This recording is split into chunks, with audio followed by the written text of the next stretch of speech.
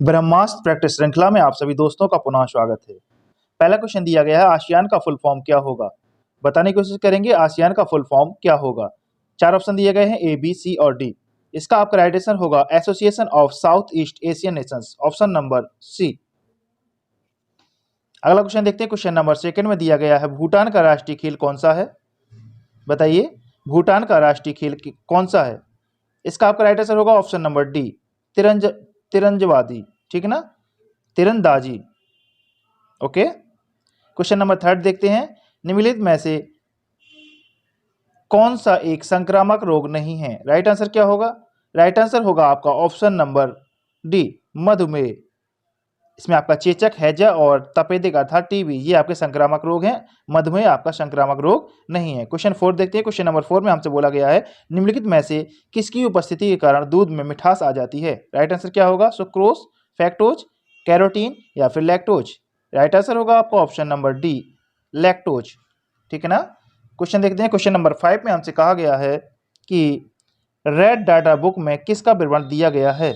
बताइए, red data book में किसका विवरण दिया गया है। राइट आंसर क्या होगा आपका, संकटपन्न पादप और जीव जंतु, ऑप्शन नंबर सी इसका राइट आंसर होगा, ठीक है। क्वेश्चन नंबर 6, अग्नि नीरजा रोग किससे संबंधित है। अग्नि नीरजा रोग किससे संबंधित है। नारंगी से, अंगूर से, नारियल से या फिर सेब से। राइट आंसर होगा आपका ऑप्शन नंबर डी, सेब से। क्वेश्चन 7 देखते हैं, क्वेश्चन 7 में हमसे कहा गया, जिस रूप में पौधे नाइट्रोजन को प्राप्त करते हैं वह है। अर्थात कहने का मतलब ये है कि जो पौधे नाइट्रोजन को प्राप्त करते हैं वो किस रूप में प्राप्त करते हैं, नाइट्रस ऑक्साइड के रूप में या अमोनिया के रूप में या नाइट्राइट के रूप में या फिर नाइट्रेट के रूप में। राइट आंसर होगा आपको ऑप्शन नंबर डी, नाइट्रेट के रूप में। क्वेश्चन 8, सार्स क्या है।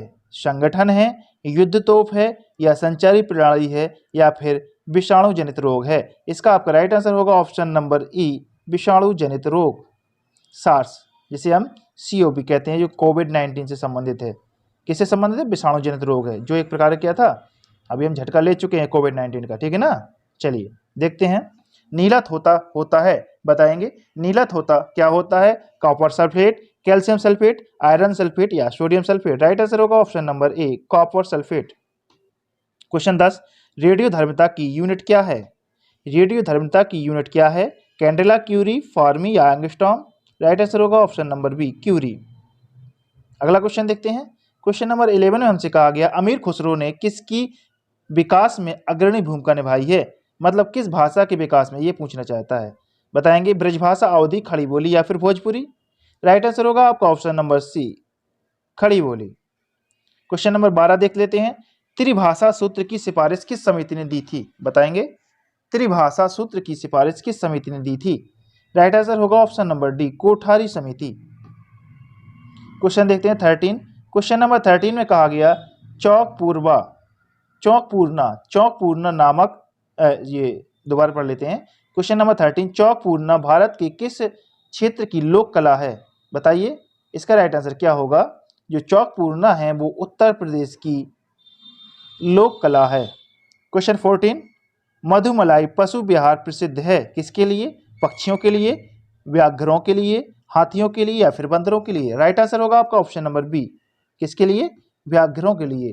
क्वेश्चन नंबर 15 देखेंगे, गंगा ब्रह्मपुत्र के डेल्टा क्षेत्र में किस वृक्ष की अधिकता के कारण इसे सुंदरवन कहा जाता है। राइट आंसर क्या होगा। बताइए, चंदन के वृक्ष, शीशम, सुंदरी या फिर इनमें से सभी।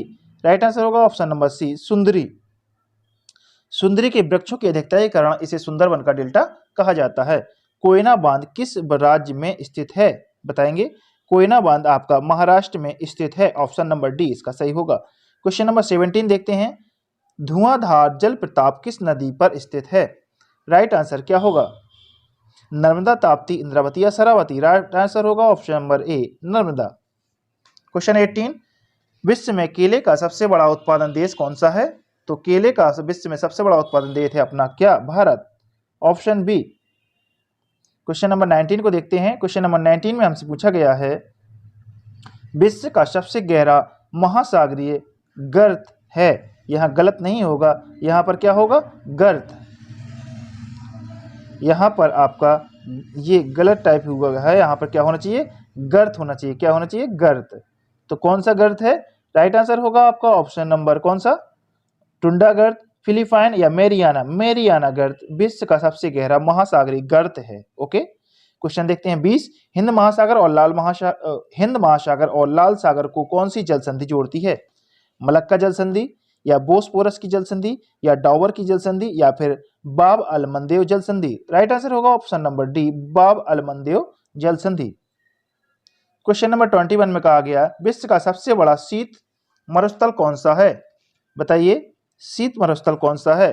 तो शीत मरुस्थल है आपका विश्व का, वो है आपका गोबी मरुस्थल जो कि मंगोलिया में स्थित है। राज कमेटी किससे संबंधित है? बैंकिंग से, कृषि से, कृषि लघु उद्योग से या फिर बृहत उद्योगों से? राइट आंसर होगा ऑप्शन नंबर बी, किससे? कृषि उद्योग से। दूसरी पंचवर्षीय योजना ने किसको प्राथमिकता दी थी? बताने की कोशिश करेंगे। कृषि को, सेवाएं को, भारी उद्योग को या फिर विदेशी व्यापार को? राइट आंसर होगा आपका ऑप्शन नंबर बी, बी नहीं ऑप्शन नंबर सी होगा, भारी उद्योग को। ठीक है ना। क्वेश्चन नंबर 24 देखते हैं। भारतीय हीरा संस्थान कहाँ स्थित है? हीरा, हीरा की सूरत बहुत अच्छी होती है, याद रखना। हीरा संस्थान कहाँ है? सूरत में। Question number 25। Bull and bear शब्दावली का संबंध किससे है? स्टॉक मार्केट से, बैंकिंग से, विदेशी मुद्रा रिजर्व से या फिर आंतरिक व्यापार से? राइट आंसर होगा आपका ऑप्शन नंबर ए, स्टॉक मार्केट से। किससे? स्टॉक मार्केट से। Question number 26। ड्रेन का सिद्धांत किसने प्रतिपादित किया था? द थ्योरी ऑफ ड्रेन किसने दिया था? इसको दिया था दादा भाई नौरोजी। ऑप्शन नंबर बी इसका राइट आंसर होगा।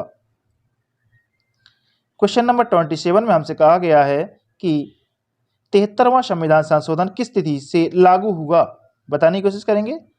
ये हुआ था आपका 24 अप्रैल 1993, ना कि 1994। 24 अप्रैल 1993 से 73वां संविधान संशोधन लागू हुआ था। क्वेश्चन नंबर 28 आपसे पूछा गया है तेलुगु देशम पार्टी का चुनाव चिन्ह क्या है? क्वेश्चन अच्छा है। तेलुगु देशम पार्टी का चुनाव चिन्ह क्या है? तो उसका भी चुनाव चिन्ह आपका क्या है? साइकिल। जिस प्रकार समाजवादी पार्टी का चुनाव चिन्ह साइकिल है, इसी प्रकार तेलुगु देशम पार्टी का चुनाव चिन्ह भी आपका साइकिल है। अगला क्वेश्चन दिया गया है क्वेश्चन नंबर 29। उच्च न्यायालय के मुख्य न्यायाधीश और अन्य न्यायाधीश कितनी आयु तक पद पर बने रहते हैं? इसका राइट आंसर क्या होगा? 62 वर्ष, 64 वर्ष, 65 वर्ष या फिर 68 वर्ष? राइट आंसर होगा आपका ऑप्शन नंबर ए, 62 वर्ष। क्वेश्चन 30 दिया गया है निम्नलिखित में से किस बाद में उच्चतम न्यायालय ने संविधान के मूल ढांचे का सिद्धांत प्रतिपादित किया था?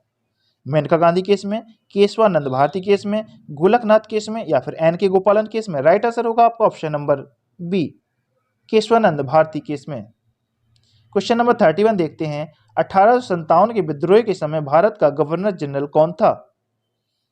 बताइए इसका राइट आंसर क्या होगा? इसका आपका राइट आंसर होगा option number C, Lord Canning. Question number 32 Birsa Munda का कार्य क्षेत्र कौन सा था? बताएंगे बिरसा मुंडा का कार्य क्षेत्र कौन सा था? इसका आपका राइट आंसर होगा ऑप्शन नंबर डी, रांची। दोस्तों आज हम 40 क्वेश्चन नहीं करा पाए हैं, आपको केवल 32 क्वेश्चन से ही आपको संतोष करना पड़ेगा। दोस्तों यहाँ तक हमारे साथ जुड़ने के लिए आपका बहुत बहुत शुक्रिया, धन्यवाद, थैंक यू।